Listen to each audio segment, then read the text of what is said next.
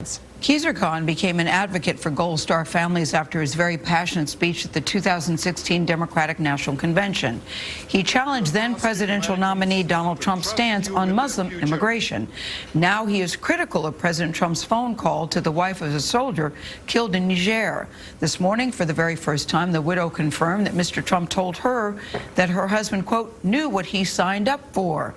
Mr. Trump, as you know, has denied that. Khan is the father of Army Captain Humayun Khan, who was killed in Iraq by a suicide bomber in 2004. Captain Khan saved the lives of his fellow soldiers and posthumously earned both the Bronze Star and the Purple Heart.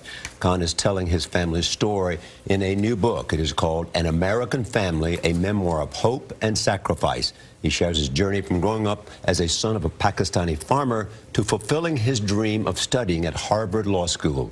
Khan writes about the struggles to raise a family in America. We welcome Khizr Khan to Studio 57. Welcome, sir. Welcome. Welcome. Thank you. It's a pleasure to have you here. Thank you very much. When you saw all of this attention to the president's call, what did you think? I was disheartened. I was shocked. Two words came to mind. I wish somebody would advise him.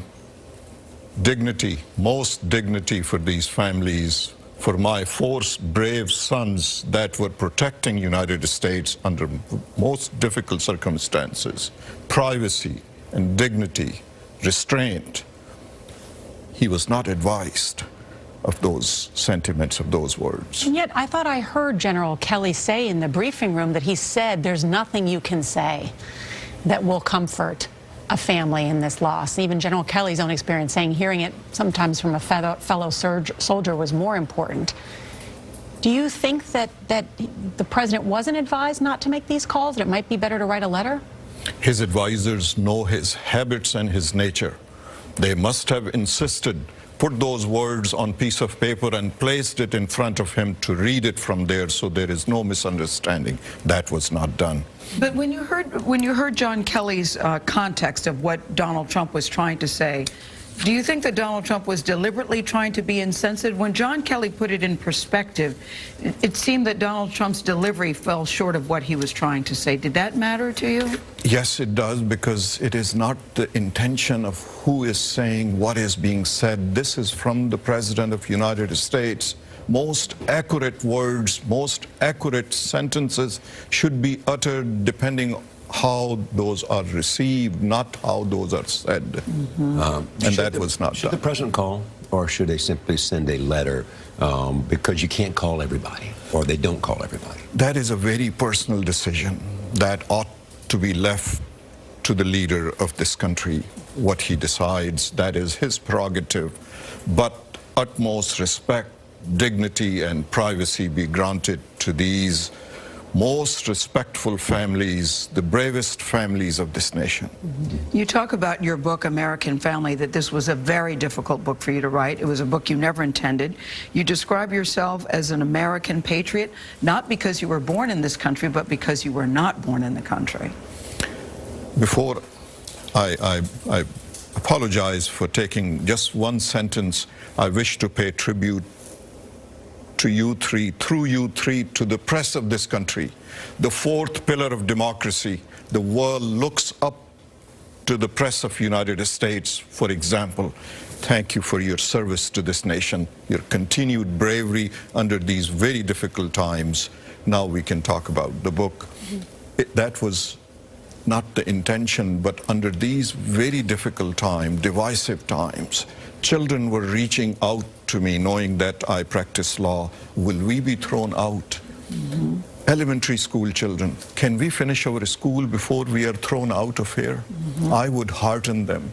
I would take the Constitution out of my pocket that I had been keeping since 2005. We tell all that story in detail in the book, how that letter came, that card came to us. Yeah, Mr. Khan, you said that you hadn't really even intended to speak at the Democratic Convention. In fact, all your family and friends said, don't do it, don't do it, don't get us involved in this. And it was only because you got a letter that day that made you change your mind. What did that letter say? From a middle school, 4 middle school children that I had spoken in different gatherings, birthday parties and other places. wrote us a card, 4 names, name of their middle school. It said, "Mr. and Mrs. Khan, would you make sure that Maria is not thrown out of this country?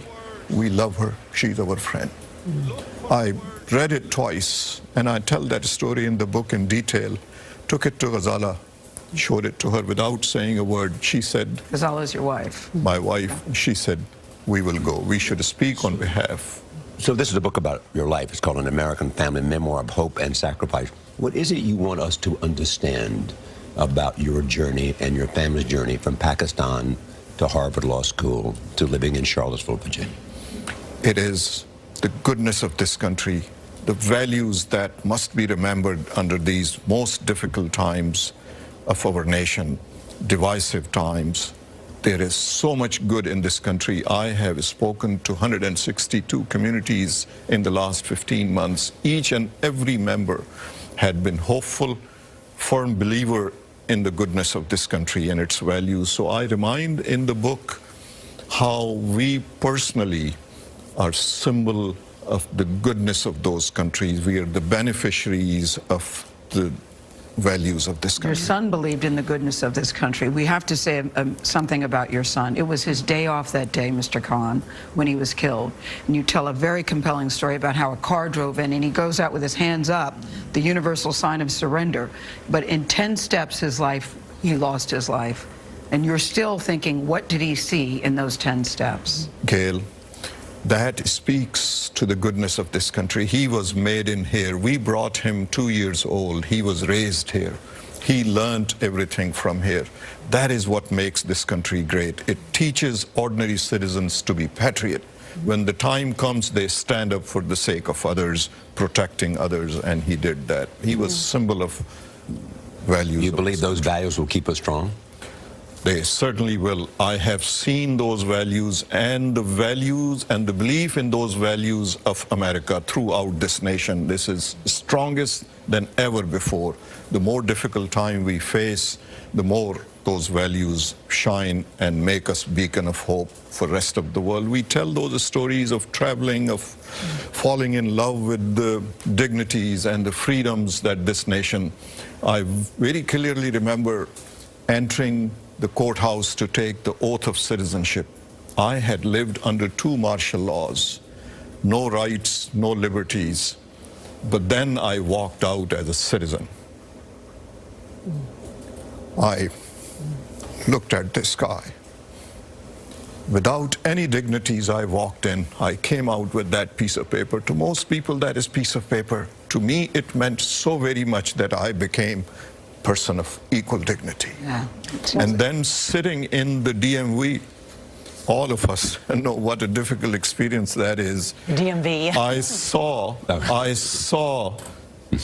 the rule of law in work. Everybody was treated with equal dignity or indignity, whatever you wish to call it. Yeah. Everybody waited. Yes, everybody waited. Even you came out and had a good DMV story. That's rare to do. Yeah. You raised a wonderful joining us today at the And table. important to remind not only do children serve, but their families serve too. So thank you for your service, your family service. Yeah. Thank you.